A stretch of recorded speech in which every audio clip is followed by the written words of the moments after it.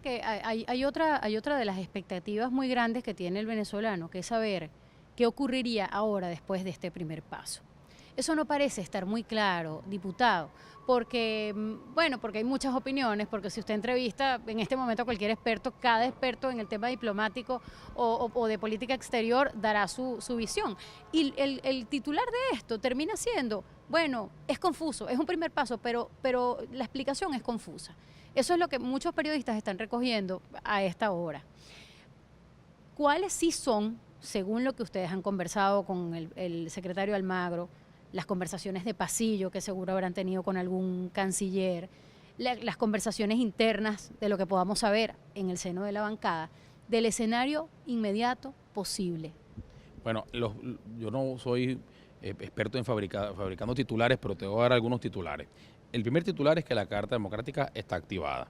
Es un proceso largo, complejo. Nosotros, activada de acuerdo a lo que dice el artículo 20. artículo 20 de la Carta Democrática, se le permitió al secretario general presentar su informe ante el Consejo Permanente y una vez presentado el informe es presentado en base a ese artículo 20, con lo cual en la normativa continental significa el inicio de un proceso. Recordemos que esta Carta Democrática nace a raíz del Fujimorazo de Perú. Es el origen de esta Carta Democrática y se firmó en Perú y casualmente tuvo que ver casualmente con la disolución que hizo Alberto Fujimori del Parlamento peruano y la historia nos pone a los venezolanos hoy en un capítulo igual de triste como ese, en el cual la mayoría de los venezolanos, más de 7 millones de venezolanos, se expresaron libremente el 6 de diciembre, eligieron un parlamento que hoy el gobierno no acepta. Y ese es el fundamento de esa Carta Democrática. Entonces, primer titular, está activada la Carta. Eso tiene sus pasos, tiene sus momentos y tiene sus mecanismos. Ahora comenzará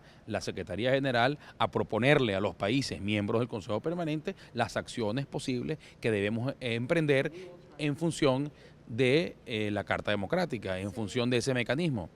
Comenzará el secretario general a proponerle a los países qué acciones debemos tomar. Y, por ejemplo, puede contemplarse ¿Un grupo de amigos del que se amigos, habló? mira, puede estar un grupo de amigos, una observación internacional del proceso. ¿El grupo de amigos tiene alguna objeción, condición particular por parte de ustedes? Porque el diálogo que propuso el gobierno está propiciado por 3 expresidentes que son amigos del gobierno venezolano, según ustedes han denunciado. Te decía, las acciones concretas pueden ser, uno, una observación del proceso del revocatorio, una misión de observación para promover un diálogo efectivo, como dijo muy bien el gobierno chileno hoy en el Consejo Permanente, una apertura de un procedimiento para entablar un espacio para un diálogo y negociación entre las partes. Es decir, hay muchas cosas que se pueden hacer.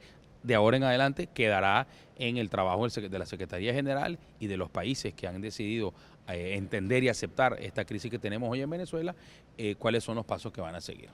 El presidente Maduro últimamente ha estado emprendiendo lobby internacional. Lo hizo recientemente con los países del Caribe. Y eso quedó además evidenciado en las votaciones que vimos hoy, con alguna excepción.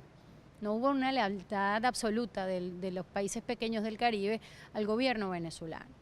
Y además quería preguntarle que cómo juzga eso, pero por otro lado, cómo juzga el efecto o no, lo efectivo o no del lobby del presidente Maduro. Y además la actuación de Argentina, que ha sido tan controversial. Mucho se dijo de la canciller Malcorra y de su posición de apoyar o no la aplicación de la Carta Democrática de Venezuela. Bueno, mira, comienzo por Argentina, caso que conozco muy bien, acabo de estar hace un par de semanas con Enrique Capriles en Argentina y estuvimos con el presidente Macri y al final del día los países no quieren y no pueden y no queremos que así sea, inmiscuirse directamente en los problemas internos.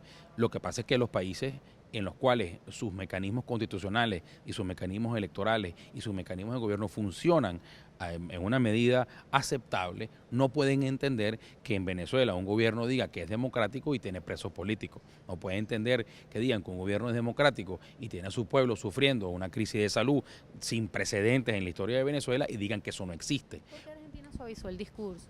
Bueno, Cuando Macri estaba en campaña, sí, todos lo escuchamos decir que él era el que iba a proponer la activación de la Carta Democrática contra Venezuela y ahora apoyan el diálogo a pesar de que sí votaron a favor de que se discutiera el informe. Yo también lo escuché igual que tú, con mucha esperanza. Estuve ahí el día que ganó sus elecciones y se proclamó.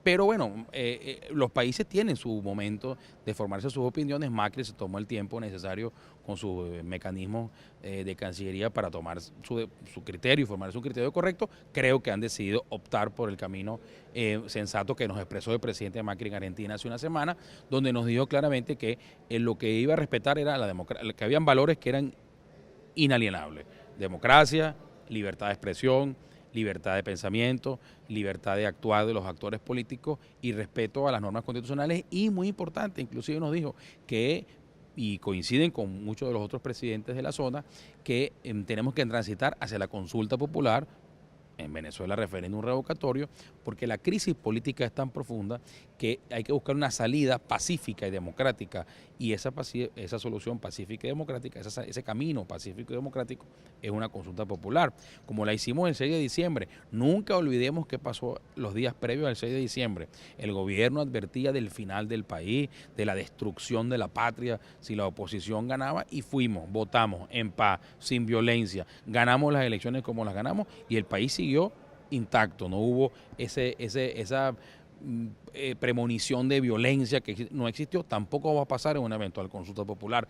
Nosotros lo que pasa es que entendemos, los demócratas de Venezuela, que el país necesita una válvula de escape, y esa válvula de escape es la expresión popular. Mira, ahí están las firmas. Lo que ha pasado en Anzoátegui y en el resto del país es una cosa para espantarse. Horas de carretera, máquinas en poblaciones donde no hay gente, la gente, bueno, en autobús, con sol, con agua, con horas limitadas, con factores de perturbación. Si las personas quieren, los venezolanos queremos una salida en paz y la estamos buscando y la estamos construyendo. Y parte del trabajo internacional que se está haciendo es construir espacios para ayudar a los venezolanos y acompañar a los venezolanos en la solución de su conflicto de manera pacífica y democrática. Respecto al diálogo, en Venezuela no hay diálogo, porque no puede haber diálogo con unos interlocutores que obedecen a una sola parte, que vienen de la mano de una sola de las partes. Claro que queremos diálogo. Los demócratas estamos para dialogar, dialoguemos, pero hagamos una agenda, construyamos una agenda común, construyamos una agenda conjunta. No puede venir un facilitador y empezar su conversación con la oposición diciendo